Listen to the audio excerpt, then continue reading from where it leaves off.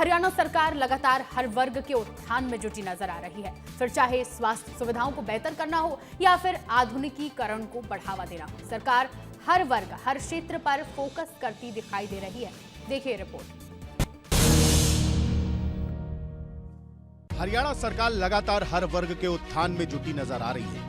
सरकार स्लम बस्तियों में बच्चों के जन्म पंजीकरण के लिए एक विशेष अभियान शुरू करने जा रही है। स्लम एरिया और पिछड़े क्षेत्रों में बच्चों का जन्म पंजीकरण नहीं हो रहा है, इसलिए इन क्षेत्रों के लिए जन्म पंजीकरण हेतु विशेष अभियान चलाया जाएगा। इसी कड़ी में हरियाणा के स्वास्थ्य विभाग के अतिरिक्त मुख्य सचिव सुधीर राजपाल ने विभागीय अधिकारियों को निर्देश दिए हैं। प्रदेश की स्लम बस्तियों में बच्चों के जन्म पंजीकरण के लिए एक विशेष अभियान शुरू करने के निर्देश दिए हैं। उन्होंने कहा कि सिविल सर्जन इन क्षेत्रों का दौरा करेंगे और व्यक्तिगत रूप से गतिविधियों की निगरानी करेंगे। हरियाणा सरकार स्वास्थ्य सुविधाओं को बेहतर बनाने की दिशा में भी काम कर रही है। सरकार ने हरियाणा के लोगों के लिए राज्य के सरकारी अस्पतालों में मुफ्त प्लेटलेट्स, सिंगल डोनर प्लेटलेट्स की सुविधा उपलब्ध करवाई है और जरूरत पड़ने पर सरकार निजी ब्लड बैंक से भी मुहैया करवा रही है। डेंगू की जांच के लिए लगातार परीक्षण किए जा रहे हैं। सरकारी अस्पतालों में फ्री जांच की जा रही है, जबकि प्राइवेट अस्पतालों के लिए भी मात्र 600 रुपए की फीस निर्धारित की गई है। ब्लॉक स्तर पर भी ब्लड सैंपलिंग शुरू की गई है। इसके लिए 27 टेस्टिंग लैब्स सक्रिय हैं।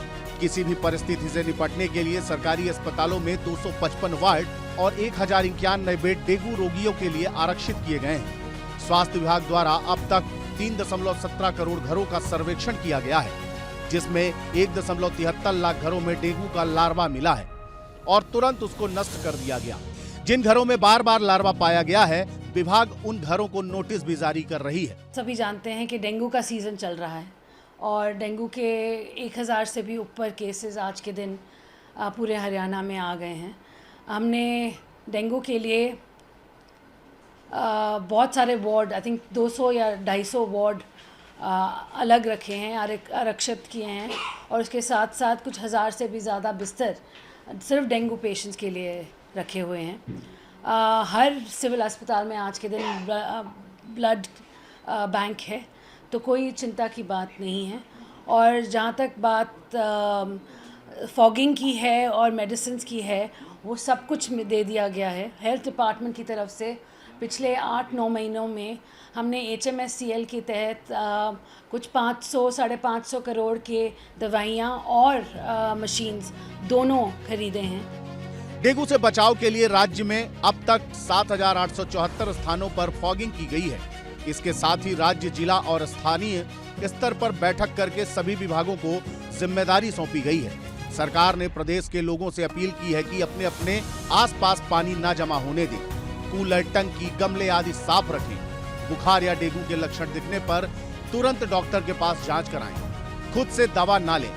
सरकार जल्द ही 28 mobile food safety testing van की खरीदी करने जा रही है। इनसे NCR में पड़ने वाले हरियाणा के 14 जिलों में नकली खाद्य पदार्थों की बिक्री करने वालों पर पैनी नजर रखी जाएगी। त्योहारों का सीजन देखते हुए प्रदेश सरकार लगातार मिलावटखोरों के खिलाफ अभियान चला रही है। हरियाणा सरकार मुख्यमंत्री नायब सिंह सैनी के नेतृत्व में लगातार जनहितैषी साबित हो रही है। CM सैनी के नेतृत्व में हरियाणा सरकार विकसित हरियाणा 2047 के विजन पर काम कर रही है। हरियाणा सरकार अब मॉडर्न तहसील परियोजना के अंतर्गत तहसील कार्यालयों में कैफेटेरिया और तमाम आधुनिक सुविधाएं उपलब्ध कराएगी, जिससे आमजन बेहतर सुविधाओं के साथ साथ कार्य संपन्न कर सके। इसकी कड़ी में हरियाणा के राजस्व और आपदा प्रबंधन मंत्री विपुल गोयल की अध्यक्षता में सचिवालय में मॉडर्न तहसील परियोजना को लेकर एक उच्च स्तरीय बैठक की। बैठक में विभाग के वरिष्ठ अधिकारियों सहित कई हितधारक मौजूद रहे। बैठक में राजस्व मंत्री विपुल गोयल ने बताया कि परियोजना को चरणबद्ध तरीके से लागू किया जाएगा। प्रारंभिक चरण में पूरे राज्य में इसका विस्तार किया जाएगा। मॉडर्न तहसील परियोजना न केवल प्रशासनिक दक्षता बढ़ाएगी, बल्कि इससे भ्रष्टाचार मुक्त और जन केंद्रित तहसील प्रणाली स्थापित होगी। हरियाणा सरकार आधुनिकीकरण के साथ बच्चों के बेहतर भविष्य को गढ़ने की दिशा में भी तेजी से काम कर रही है।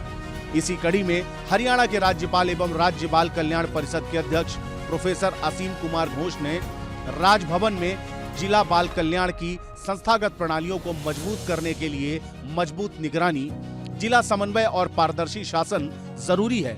इसके साथ ही परिषद के आउटरीच और निवारक कार्यों में समुदायों, युवाओं, गैर सरकारी संगठनों और स्थानीय प्रशासन को अधिक शामिल करना बताया है।